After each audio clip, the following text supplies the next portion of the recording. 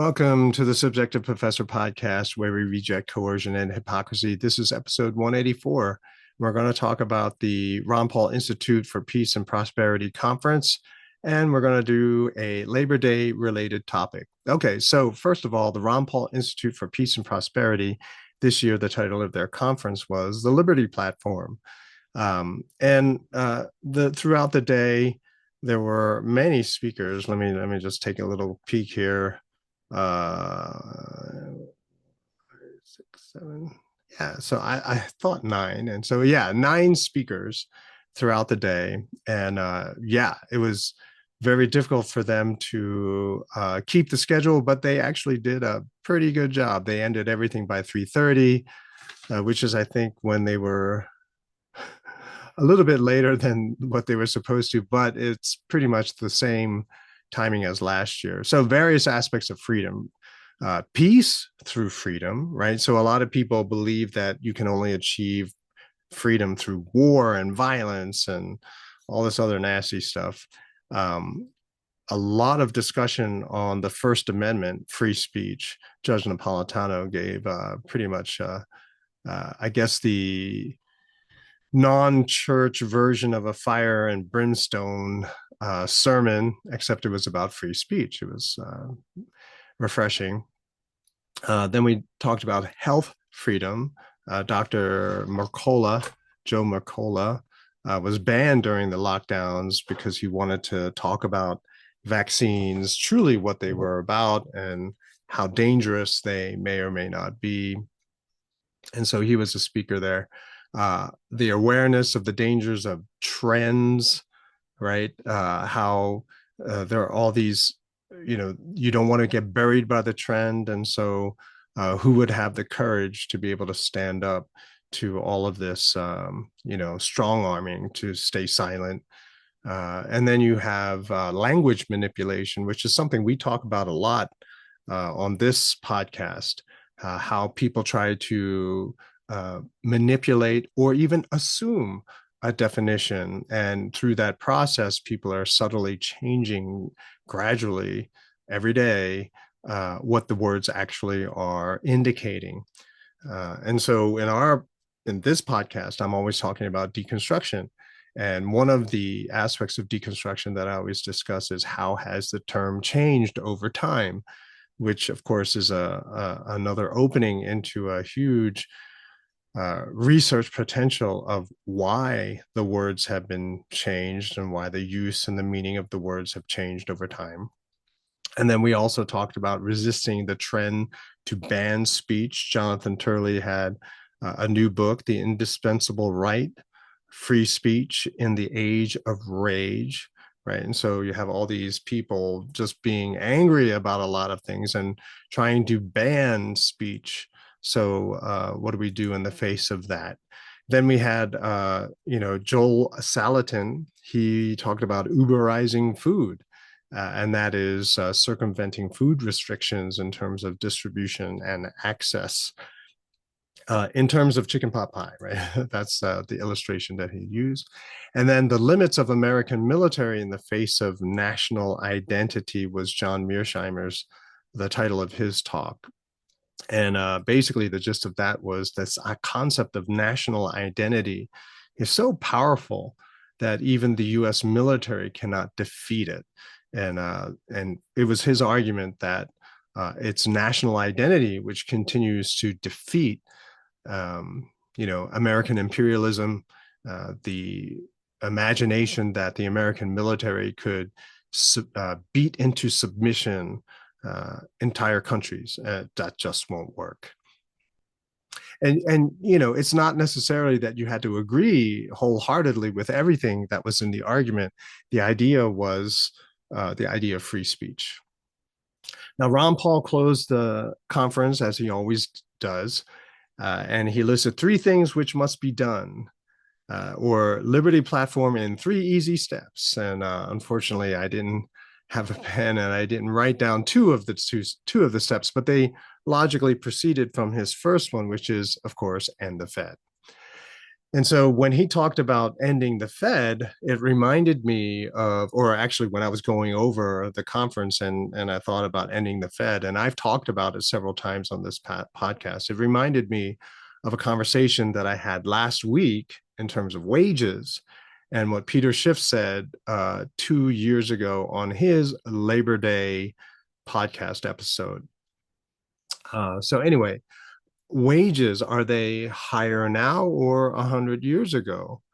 And so the individual I was having a conversation with, he mentioned that a lot of manufacturing has left the United States because the workers ask for too much money, right? Their wages are simply way too high. And so therefore businesses cannot stay open here in the United States, which on one level and with a certain subjectivity is a totally legitimate, valid, uh, observation.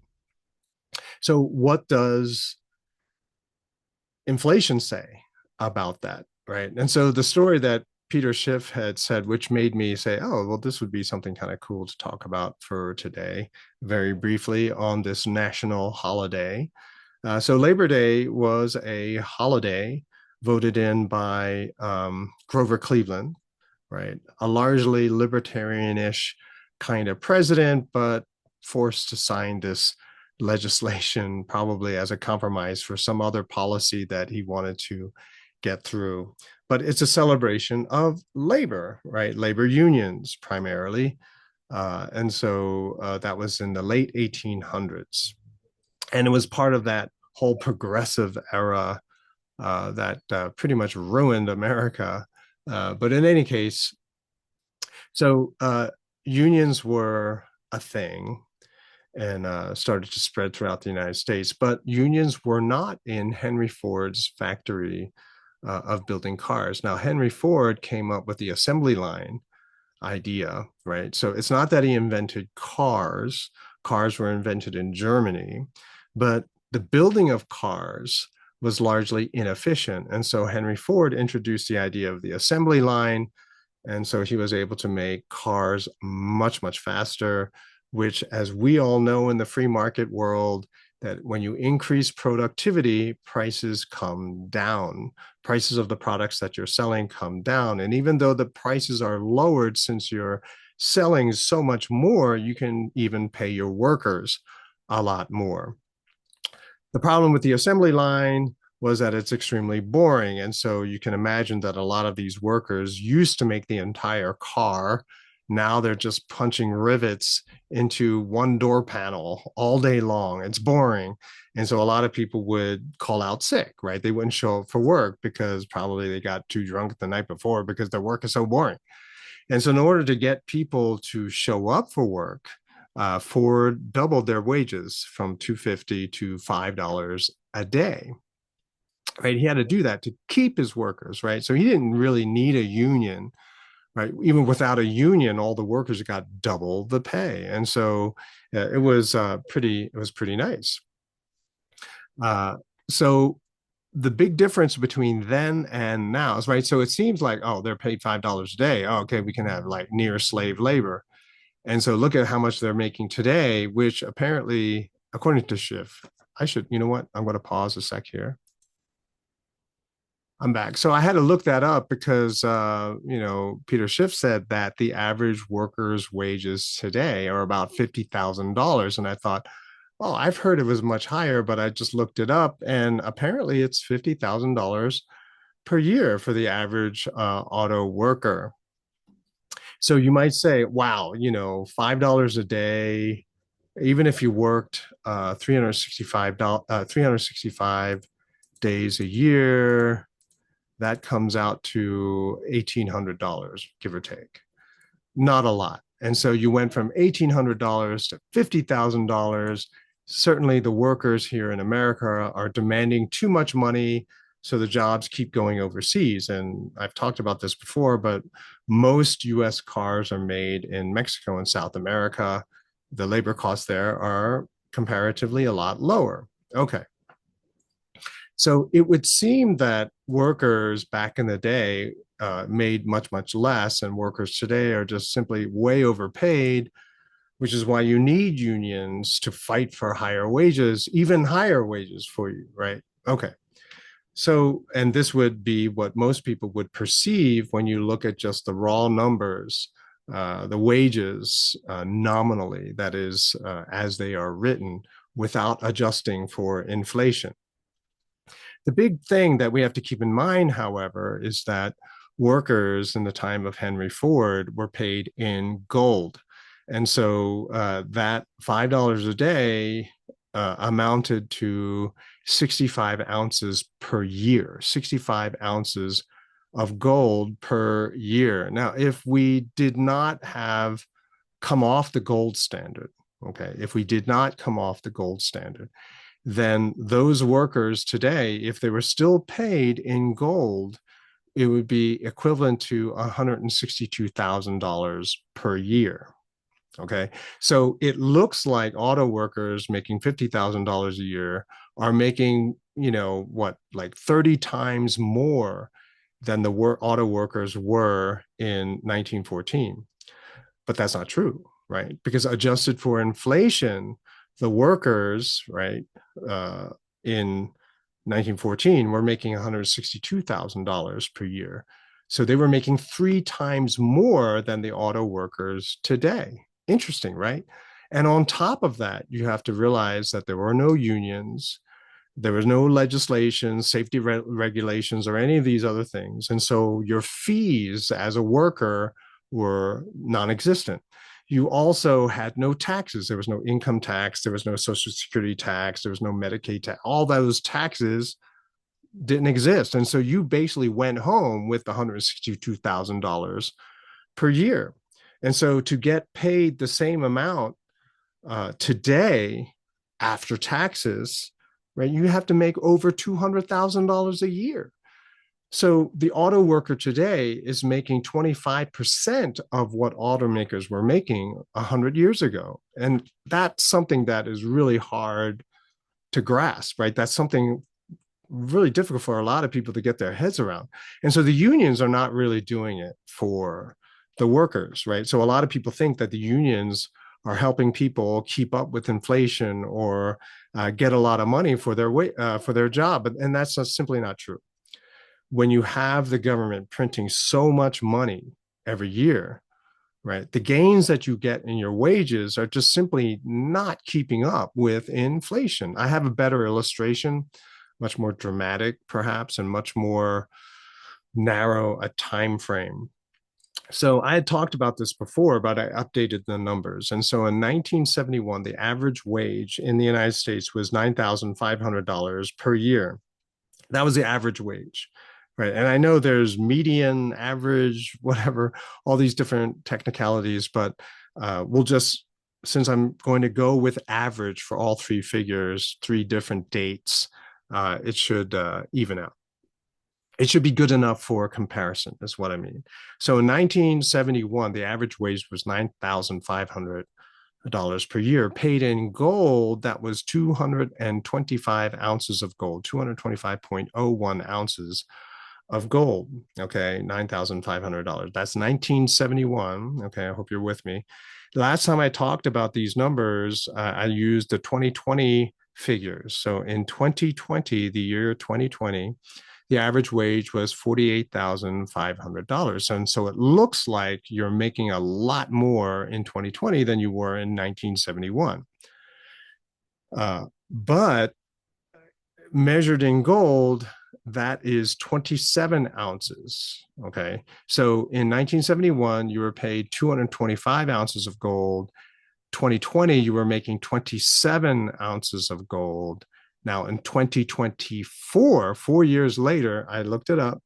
The average wage now is $63,800, right? So significantly higher than in 2020 when the average wage was 48,500.